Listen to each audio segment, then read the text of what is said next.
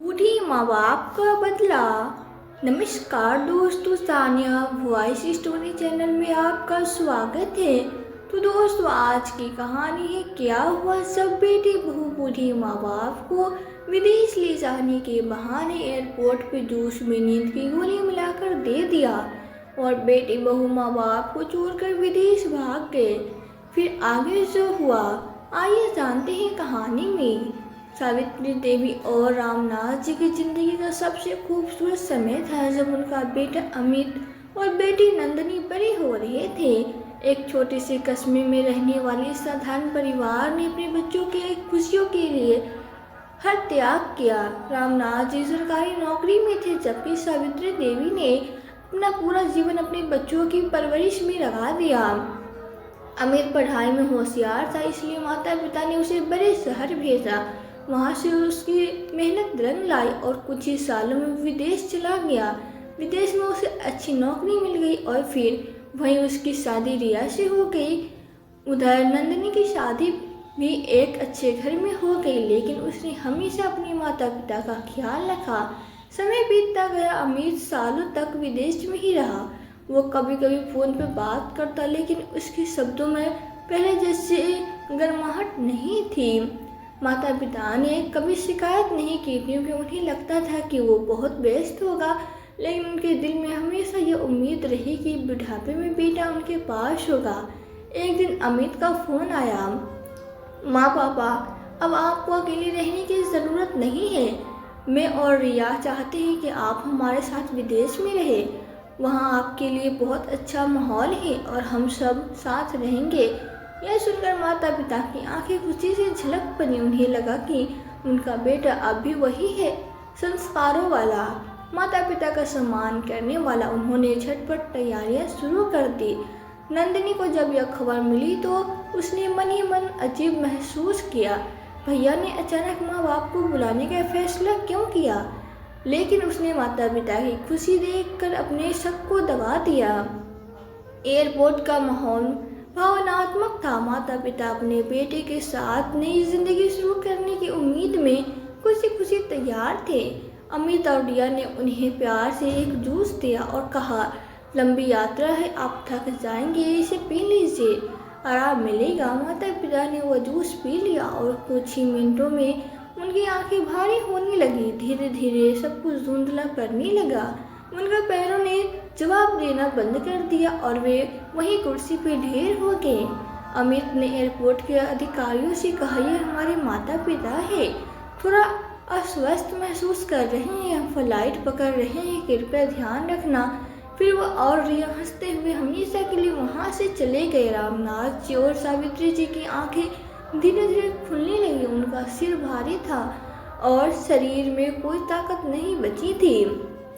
चारों तरफ अजनबी चेहरे थे, लोग आते जाते दिख रहे थे, लेकिन उनका अपना कोई नहीं था। अमित बेटा, सावित्री जी ने लड़खड़ाती आवाज में पुकारा, लेकिन कोई जवाब नहीं आया।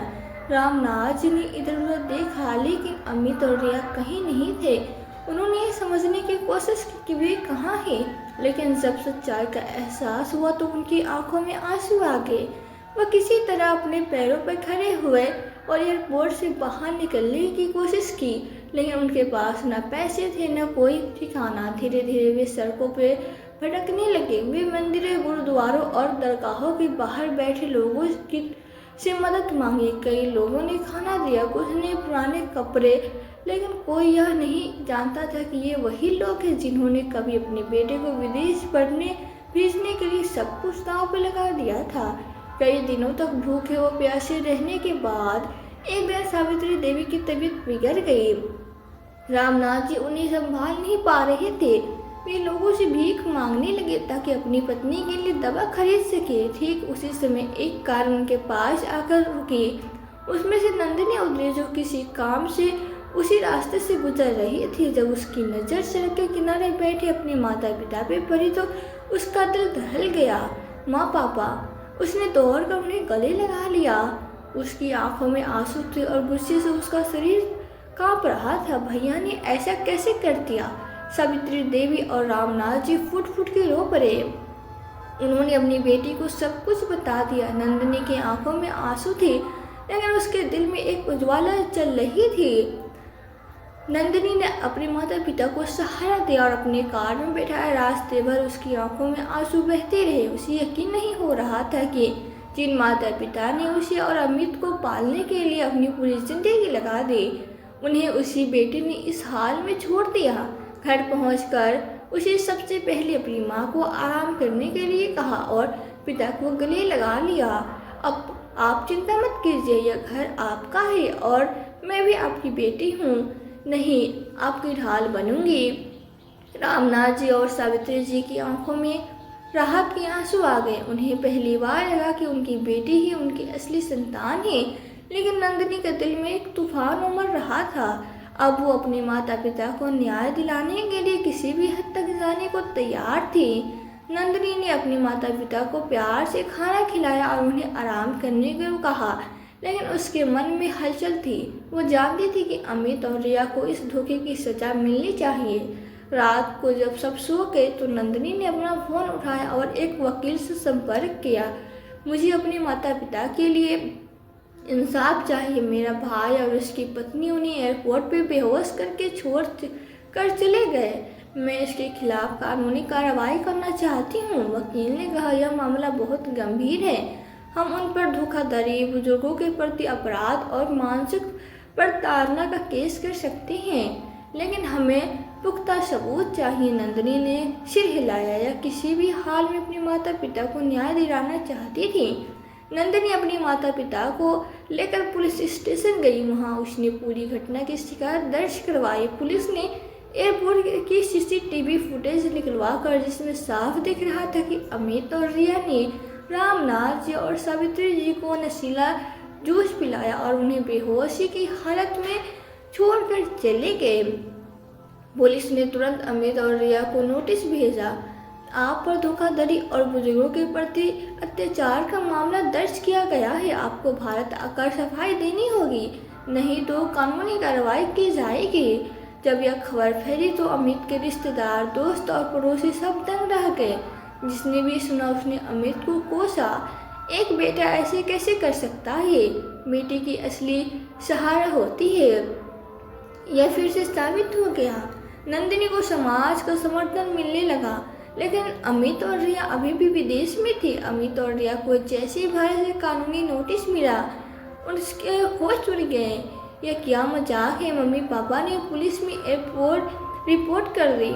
अमित गुस्से में चिल्लाया। वो नहीं, नंदिनी ने किया होगा। वही तो हमेशा हमें सबक सिखाने के पीछे पड़ी रहती है, रिया ने झुंझलाते हुए कहा। लेकिन असली मुसीबत अभी शुरू हुई थी। जिस मल्टीनेशनल कंपनी में अमित काम करता था, वहां भारत से उसके खिलाफ केस की खबर पहुंच चुकी थी। कंपनी की नीति बहुत सख्त थी। जिस पर भी कोई कानूनी मामला चलेगा, उसकी छानबीन होगी। एक दिन अचानक उसे ऑफिस में फ़ोन आया। अमित, आपकी पृष्ठभूमि की जांच के दौरान हमें पता चला है कि आपके ऊपर बुजुर्गों के खिलाफ अपराध का मामला दर्ज हुआ है। कंपनी की छवि बनाए रखने के लिए हम आपको निलंबित कर रहे हैं। जब तक आप खुद को निर्दोष साबित नहीं करते, आप हमारी टीम का हिस्सा नहीं रह सकते। अमित के पैरों तले जमीन खिसक गई। रिया, अब हम क्या करेंगे?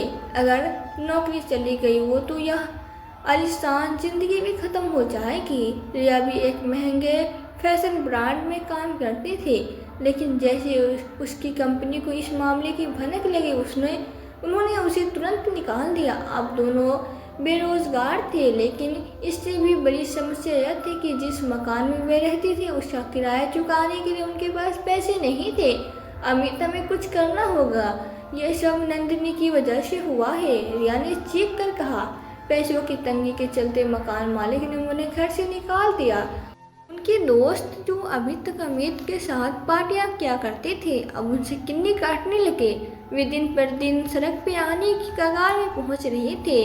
अमित और रिया के विदेश में बर्बाद होने के बाद वे आखिरकार भारत लौटने का फैसला करते हैं, लेकिन अब उनके पास न पैसे थे, न नाम और न ही कोई समाज में इज्जत।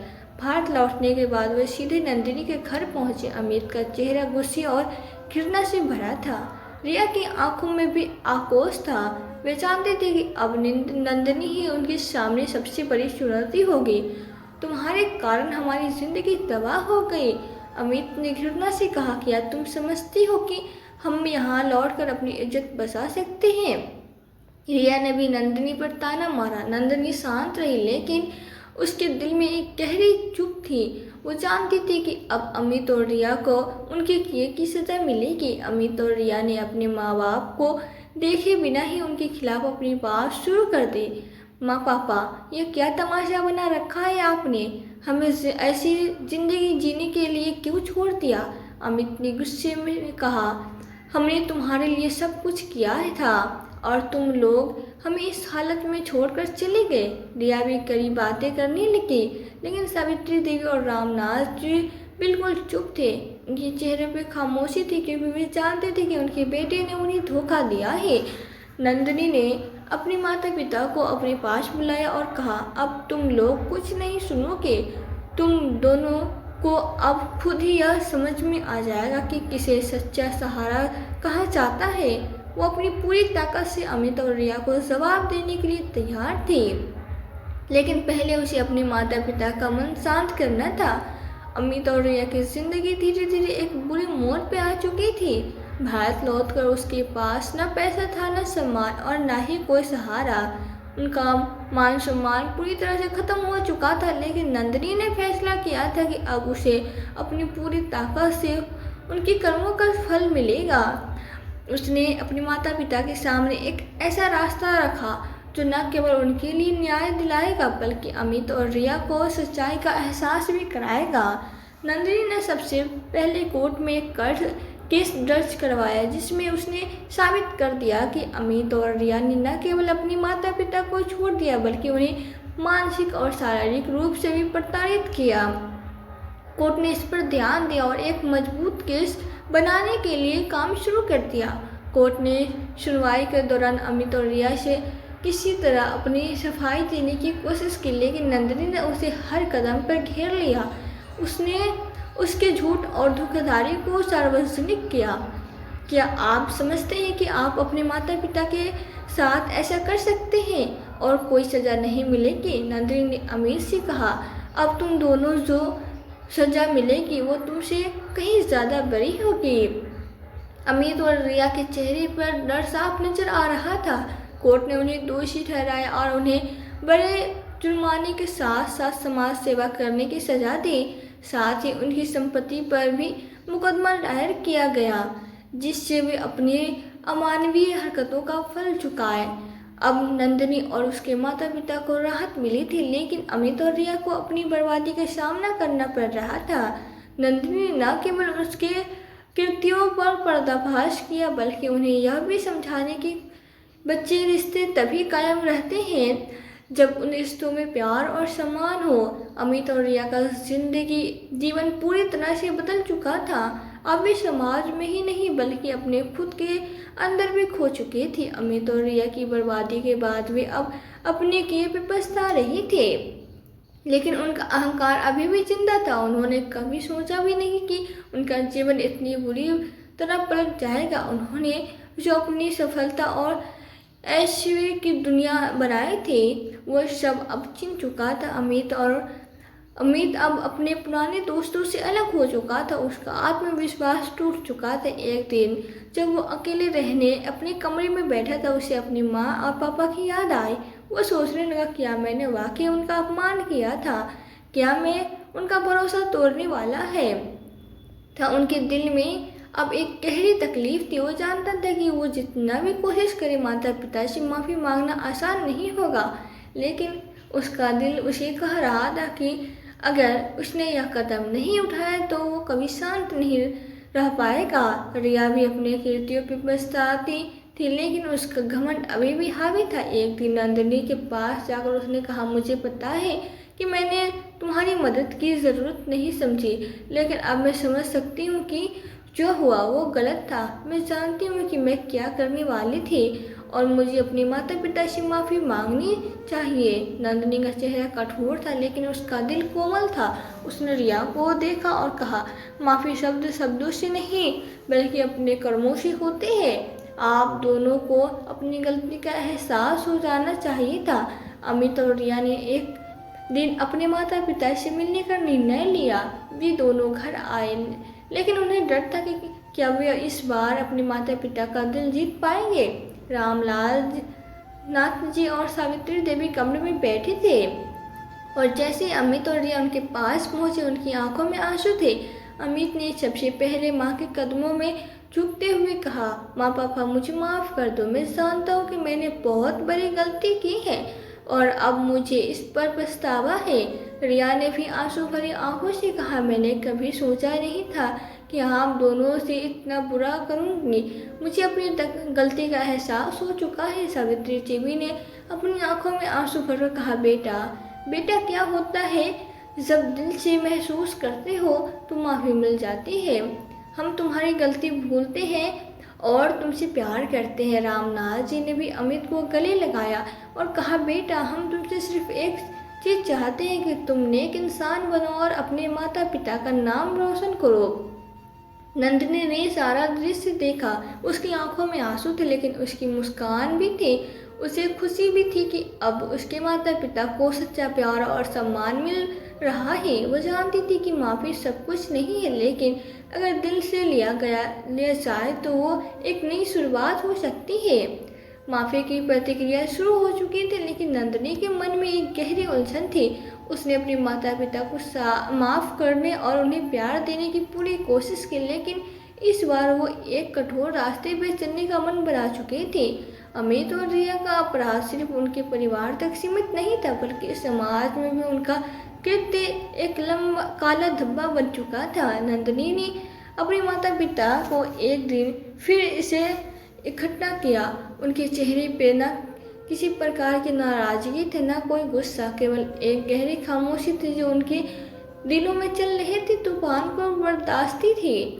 माँ पापा, नंदिनी ने कहा, आपकी माफ़ी आपकी सच्चाई है, लेकिन हमें यह समझना होगा कि अमित और रिया ने सिर्फ हमें भी नहीं बल्कि समाज को भी धोखा दिया है। अब समय आ गया है कि हम उन्हें समाज के सामने उनका सच्चा चेहरा दिखाएं। रामनाथ जी और सावित्री जी ने चुपचाप उसकी बात सुनी। वे जानते थे कि नंदिनी की बात सही थी।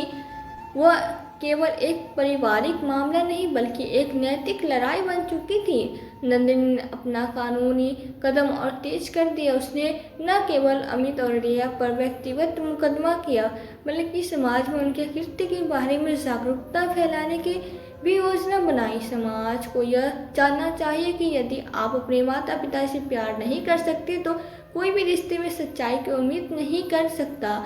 नंदिनी ने मीडिया से कहा, अमित और रिया के खिलाफ सामाजिक बहिष्कार की प्रतिक्रिया शुरू हुआ।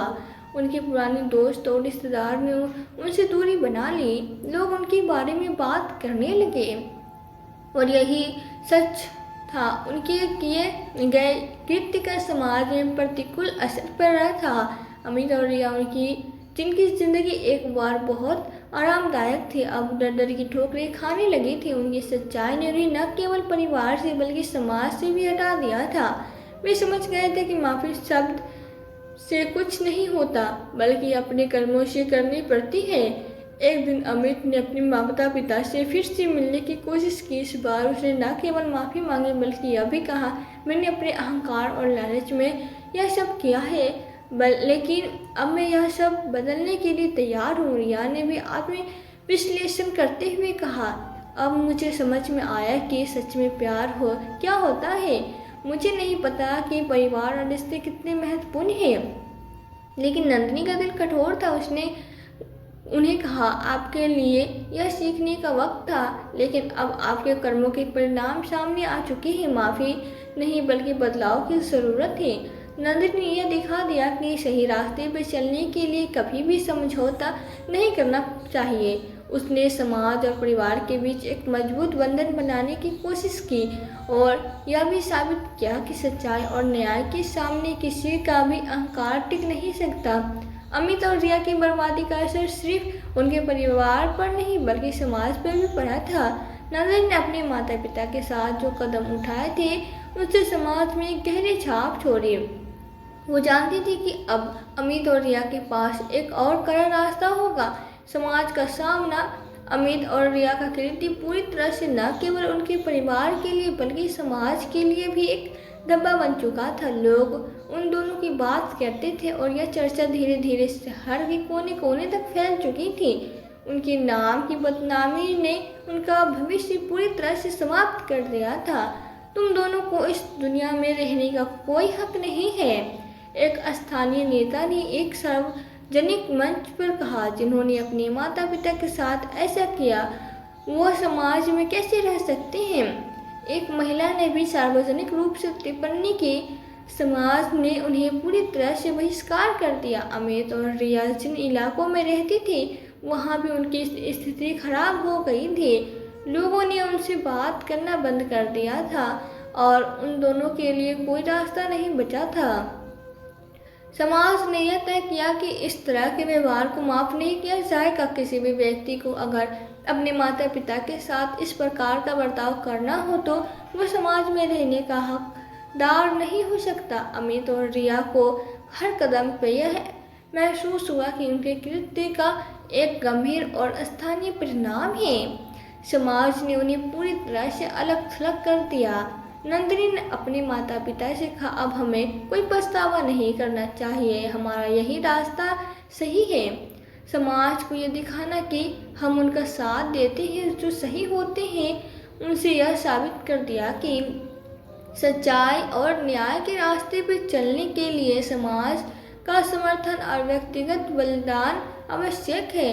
अमित और रिया की जिंदगी अब पूरी तरह से बदल चुकी थी। उनका अहंकार और घमंड अब उन्हें किसी काम का नहीं था। उनके खिलाफ समाज में अपने निर्णय दे दिए गए थे, लेकिन अब तक की सबसे बड़ी सजा उनके लिए बाकी थी, जेल। नंदिनी ने अपनी कानूनी लड़ाई जारी रखी और अंत में कोर्ट में यह साबित हो गया कि अमित और रिया ने न सिर्फ अपने माता पिता का ही बल्कि समाज का भी अपमान किया है। कोर्ट ने उन्हें दोषी ठहराया और जेल की सजा सुनाई। आप दोनों को अपनी पूरी जिंदगी जेल में बसर करनी होगी, कोर्ट के जज ने कठोर शब्दों में कहा। अमित और रिया की आंखों में अब डर और पछतावा था, लेकिन अब उनके पास कोई रास्ता नहीं था। उनके कृत्य का परिणाम अब उन्हें भुगतना था।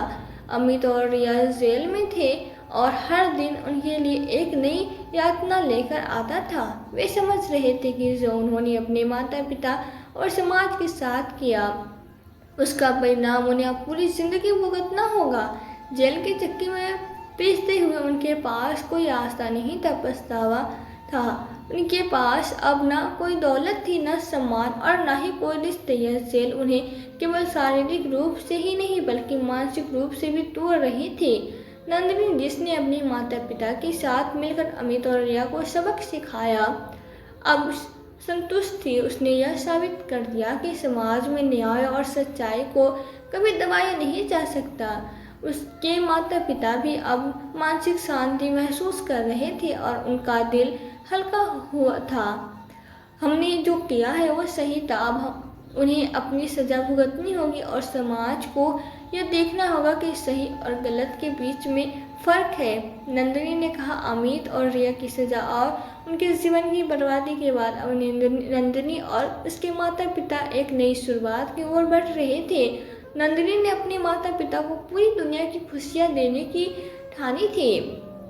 अब नंदिनी के माता पिता को यह सब कुछ मिल रहा था जो एक सच्चे परिवार को चाहिए, प्यार, सम्मान और देखभाल। उनके दिलों में अब कोई गम नहीं था क्योंकि उनकी बेटी ने उन्हें उनकी खोई हुई इज्जत और खुशियाँ लौटा दी थी। नंदिनी ने उन्हें अपने घर में एक आरामदायक जीवन दिया। वो खुद भी अपनी ज़िंदगी को संभाल चुकी थी और अब उसके माता पिता उसकी वजह से खुश थे। वे अब बहुत सुबह से एक साथ बैठकर चाय पीते थे, पुराने समय की बात यादें ताज़ा करते थे और सुकून से अपना जीवन जी रहे थे। बिल्कुल बेटा, तुमने हमें जो दिया वो हमें किसी और से नहीं मिल सकता था। हमें गर्व है तुम पर। रामनाथ जी ने एक दिन नंदिनी से कहा, तुमने हमें उस समय भी संभाला जब हम टूट चुके थे, अब हम सब ठीक है। सावित्री देवी ने भी नंदिनी के साथ दिल से यह बात साझा की।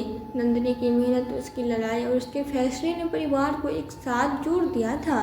अब वो अपने माता पिता के लिए हर वो सुख देती थी जिसे वो डिजर्व करते थे।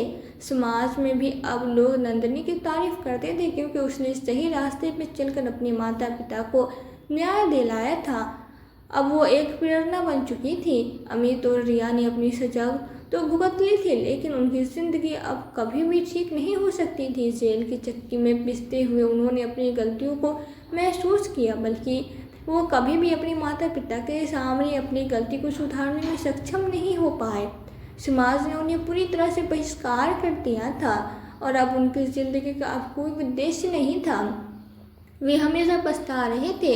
लेकिन नंदिनी और उसके माता पिता की खुशी अब अमिट हो चुकी थी। तो दोस्तों, हर व्यक्ति को अपने माता पिता के साथ ऐसा व्यवहार करना चाहिए जो वो चाहता है कि उसे अपने बच्चों से मिले। कभी भी अहंकार और स्वार्थ को अपने रिश्तों पे हावी नहीं होने देना चाहिए, क्योंकि अब इनका परिणाम हमेशा बुरा होता है। नंदिनी ने यह साबित कर दिया कि न्याय और सच्चाई की लड़ाई में कभी हार नहीं होती। जो व्यक्ति सही रास्ते पर चलता है, वो चाहे कितना भी कठिनाई का सामना करे, अंत में उसे विजय मिलती है। तो दोस्तों, यह थी हमारी आज की कहानी। आज की कहानी आपको कैसी लगी हमें कमेंट बॉक्स में कमेंट करके ज़रूर बताएं। यदि वीडियो आपको अच्छी लगी हो तो वीडियो को लाइक और शेयर करके चैनल पर यदि नए हो तो चैनल को सब्सक्राइब जरूर कर दें। साथ ही बेल आइकन को प्रेस कर दें ताकि आने वाली वीडियोस की नोटिफिकेशन आपको मिलती रहे। तो आज के लिए बस इतना ही। मिलती हूँ आपसे एक नई वीडियो में एक नई कहानी के साथ। कहानी में अंत तक बने रहने के लिए आपका दिल से बहुत बहुत धन्यवाद।